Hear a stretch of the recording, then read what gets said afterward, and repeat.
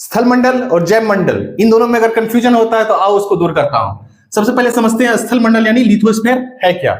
ये जो है पृथ्वी की ठोस प्रॉपर्टी है, यानी कठोर ऊपरी भाग जो खनिजों और चट्टानों का बना हुआ है और मिट्टी की पतली परत से ढका हुआ है, वो ये लिथोस्फीयर। यह जो है पहाड़, पठार, घाटी, मैदान जैसे डिफरेंट लैंडफॉर्म्स का एक इरेगुलर सरफेस है। ये जो है स्थलाकृतियां महाद्वीपों के अलावा महासागर की सतहों पर भी पाया जाता है। अब देखते हैं जल मंडल यानी हाइड्रोस्फीयर है क्या। ये जल का क्षेत्र है, डोमेन ऑफ वाटर। ये विभिन्न प्रकार के जल स्रोतों जैसे कि झरना, नदी, झील, समुद्र, महासागर, इन सबसे मिलकर बना होता है। जैसा कि हम जानते हैं पृथ्वी का जो है 71% हिस्सा जल से ढका हुआ है। अब देखते हैं वायुमंडल यानी एटमॉस्फेयर क्या है।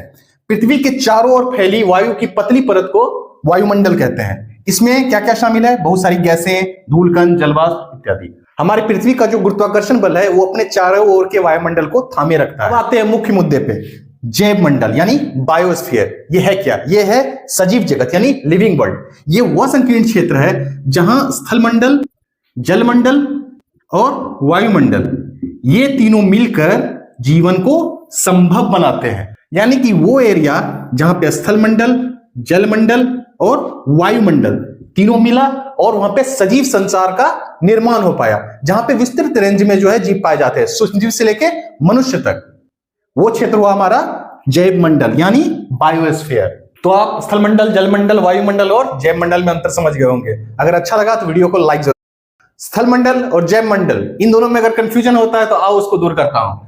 सबसे पहले समझते हैं स्थल मंडल यानी लिथोस्फीयर है क्या। ये जो है पृथ्वी की ठोस प्रॉपर्टी है, यानी कठोर ऊपरी भाग जो खनिजों और चट्टानों का बना हुआ है और मिट्टी की पतली परत से ढका हुआ है, वो ये लिथोस्फीयर।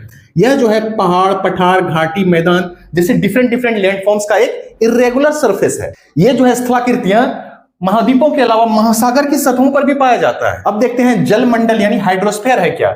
ये जल का क्षेत्र है, डोमेन ऑफ वाटर। ये विभिन्न प्रकार के जल स्रोतों जैसे कि झरना, नदी, झील, समुद्र, महासागर, इन सबसे मिलकर बना होता है। जैसा कि हम जानते हैं पृथ्वी का जो है 71% हिस्सा जल से ढका हुआ है।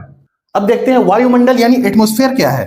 पृथ्वी के चारों ओर फैली वायु की पतली परत को वायुमंडल कहते हैं। इसमें क्या क्या शामिल है? बहुत सारी गैसें, धूलकण, जलवाष्प इत्यादि। हमारी पृथ्वी का जो गुरुत्वाकर्षण बल है वो अपने चारों ओर के वायुमंडल को थामे रखता है। अब आते हैं मुख्य मुद्दे पे, जैव मंडल यानी बायोस्फीयर। ये है क्या? ये है सजीव जगत यानी लिविंग वर्ल्ड।